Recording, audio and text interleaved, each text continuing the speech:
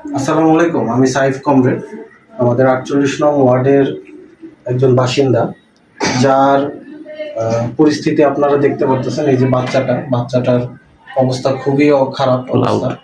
এবং সেই সাথে আরেকটা বিষয় বলতে চাই যে বাবুটার এই যে মাথার দিকে একটু ধরেন, মাথার সাইডটা দেখেন, আঘাতের ফলে মাথাটা অনেকখানি ফুলে গেছে, ভিতরে পানি জমে গেছে, যার ফলে এখন অপারেশন ছাড়া আর কোনো গতি নেই।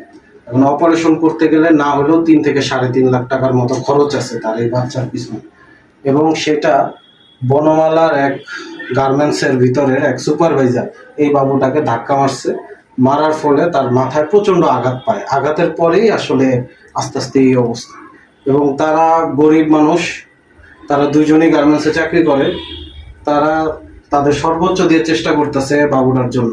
এই পর্যন্ত কয়টা মেডিকেলে গেছেন ভাই? আপনাদের একটু ফাইল দেখান। এই পর্যন্ত আমরা প্রথমে গেছি আলকারিমে গেছি। আলকারিম থেকে স্বাভাবিক এমনিতে জ্বর ঠান্ডার কিছু ওষুধ দিছে। তারপর উনি বলছে এটি খাওয়ান, দেখেন কি অবস্থা। তারপরে অবস্থার উন্নতি হয় না। তারপর আমরা গেছি হচ্ছে ইম্পিরিয়ালে গেছি।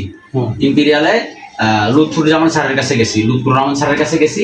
উনিও একই অবস্থা, আমার মাথা দেখা বলতেছে যে না, আবার তো স্বাভাবিক আছে, তো এখন কোনো সমস্যা নেই, ওষুধ দিছে। উনিও সেম ওষুধ দিছে, জ্বর ঠান্ডা কাশি এগুলো ওষুধ দিছে। দেওয়ার পরে আমরা খাওয়াইছি, কোনো উন্নতি নেই। তারপরে আমরা নিয়ে গেছি কর্মীতলা নিয়ে গেছি। তো কর্মীতলা উনি বলতেছে যে এই রোগীর চিকিৎসা এখানে হবে না, আপনারা নিউরোসায়েন্সে নিয়ে যান।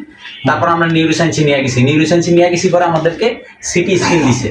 তো সিটি স্ক্যান দিছে পরে সিটি স্ক্যানের ভিতরে দেখা গেছে যে ওর ডাইন সাইড বাম সাইড দুই সাইডে হাড় ফাটল দিছে, আর এক সাইডে পানি জমছে, অনেক পরিমাণ পানি জমছে।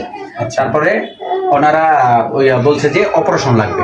তারপরে আমরা আরেকটা ডাক্তার দেখাইছি, প্রাইভেট একটা ডাক্তার দেখাইছি, সেটা হচ্ছে ইসেতে, কোথায় না,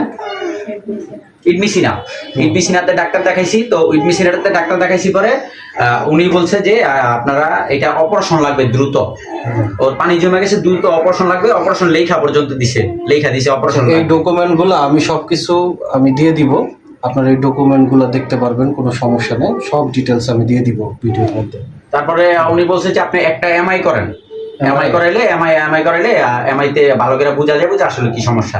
তারপর আমরা এমআইও করাইছি, আমরা পপুলারে আমরা এমআই করাইছি পরে আমরা এমআই রিপোর্ট দেখাইছি হচ্ছে সিনচিন জাপান, উত্তরাতে, অনেক খরচ। হ্যাঁ, ওইটাতে দেখাইছি। ওনারা একই কথা বলছে যে এটা অপারেশন লাগবে, অপারেশন বাবদ সবকিছু মিলায়া ৩ থেকে ৩.৫ লাখ টাকা লাগবে। এখন